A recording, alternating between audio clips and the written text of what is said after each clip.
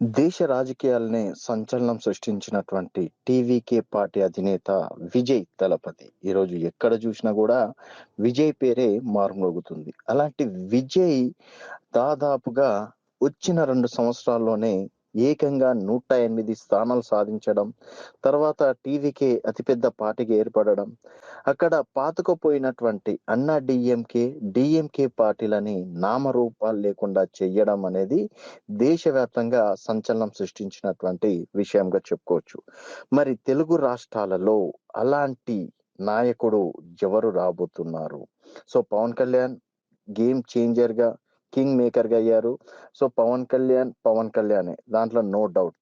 ఒకవేళ పవన్ కళ్యాణ్ వచ్చే ఎన్నికల్లో కూటమి ప్రభుత్వంతోటి వెళ్తే, మరి ఇటు కూటమి ప్రభుత్వం, వైఎస్ఆర్‌సీపీ కేవలం ఈ 2 అంటే ఈ 2 పార్టీలే ఉన్నాయి బలంగా.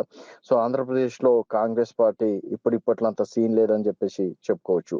మరి మూడో ఇక్కడ సేమ్ డీఎంకే, అన్నా డీఎంకే ఏ విధంగా ఉండేనో తెలుగు రాష్ట్రాలలో గావచ్చు, మన ఆంధ్రప్రదేశ్‌లో కూటమి ప్రభుత్వం, అలాగే వైఎస్ఆర్‌సీపీ ఈ 2 పార్టీల తర్వాత వచ్చే మూడో పార్టీ జూనియర్ ఎన్టీఆర్‌దేనా అని చెప్పేసి ఒక నిన్నటి నుంచి ఒక చర్చ అయితే బలంగా వినిపిస్తుంది. ఎందుకంటే ఇప్పుడున్నటువంటి పరిస్థితిలో జూనియర్ ఎన్టీఆర్ వస్తే డెఫినెట్‌గా తాత 6 నెలల ముందు పార్టీ స్థాపించి ఏ విధంగా అయితే ప్రభంజనం సృష్టించాడో, అదే విధంగా జూనియర్ ఎన్టీఆర్ ఓ 2 సంవత్సరాల ముందొచ్చినా గూడా అదే విధంగా ప్రపంచనాన్ని సృష్టిస్తారని చెప్పేసి అక్కడ ఉన్నటువంటి అభిమానులు బలంగా నమ్ముతున్నారు. ఇంకోటి ఇప్పుడున్నటువంటి తెలుగుదేశం పార్టీలో చాలా వరకి జూనియర్ ఎన్టీఆర్ సీఎంగా చూడాలి అని చెప్పేసి అనుకున్న వాళ్ళు చాలా మందున్నారు. వర్కింగ్ ప్రెసిడెంట్ గా లోకేష్ గారికి అవకాశం ఇవ్వడం అనేది జరిగింది. సో, వర్కింగ్ ప్రెసిడెంట్ గా లోకేష్ గారు మరి జూనియర్ ఎన్టీఆర్ లాగా వెళ్తారా అంటే ఇప్పుడున్నటువంటి పరిస్థితుల్లో కష్టం. ఒకవేళ చంద్రబాబు నాయుడు గారు గనక పక్కన తప్పితే లోకేష్ గారిని చూసి ఆ టీం వర్క్ అంతమంది ఉంటారా? ఉండరా? అనేది మనం చెప్పలేము. మనకు తెలవని విషయాలు మనం మాట్లాడడం కూడా భావ్యం గాదు. సో, మరి లోకేష్ కన్నా ఎక్కువ జూనియర్ ఎన్టీఆర్‌కి మాత్రం మద్దతు మాత్రం డెఫినిట్‌గా ఇస్తారు. ఎందుకంటే జూనియర్ ఎన్టీఆర్ ఏ విషయంలో తగ్గడు. అటు స్పీచ్ విషయంలో గావచ్చు, తన మాటలు 2009 ఎన్నికల్లో జూనియర్ ఎన్టీఆర్ స్పీచ్‌కి ఫిదా గాని వాళ్ళంటూ ఎవ్వరు ఉండరు. సో, ఒక రకంగా ఆ టైంలో తెలుగుదేశం పార్టీ దాదాపుగా 90 పైగా స్థానాలు సాధించిందంటే అందుట్లో ఒక 50% క్రెడిట్ డెఫినిట్‌గా జూనియర్ ఎన్టీఆర్‌కి ఇవ్వాల్సిందే. సో, యాక్సిడెంట్ అవ్వడం వల్ల తను వెళ్ళలేకపోయారు తర్వాత మీటింగ్‌లకి గాని, తను చేసిన సభలన్నీ భారీ విజయం సాధించడం అనేది జరిగింది.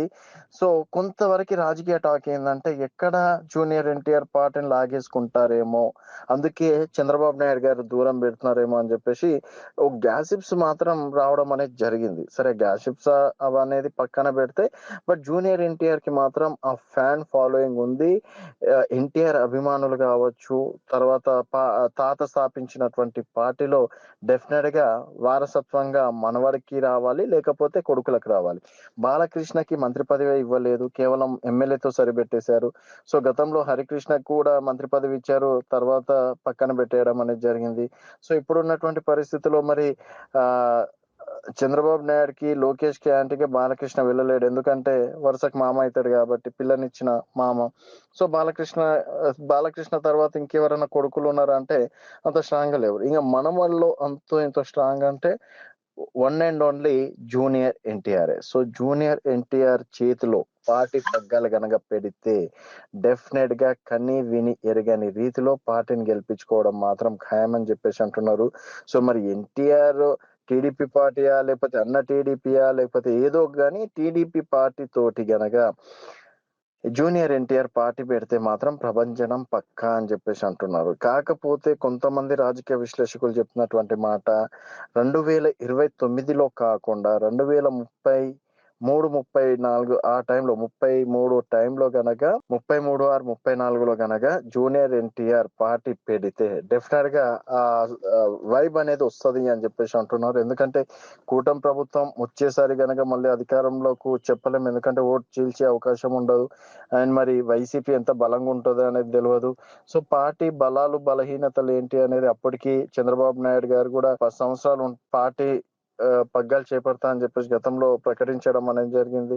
సో, మరి పవన్ కళ్యాణ్ గారు కూటమితోటి కలుస్తారా? లేకపోతే ఎట్లా రాజకీయాలు ఏ విధంగా చేంజ్ అయితాయనేది మనం ఇంకొక 3 సంవత్సరాల వరకి వేచి చూడాల్సిందే. కాకపోతే మరి 2034 సమయానికి మాత్రం డెఫినిట్‌గా జూనియర్ ఎన్టీఆర్ రావడం ఖాయం అని చెప్పేసి అభిమానులు చెప్తున్నటువంటి మాట.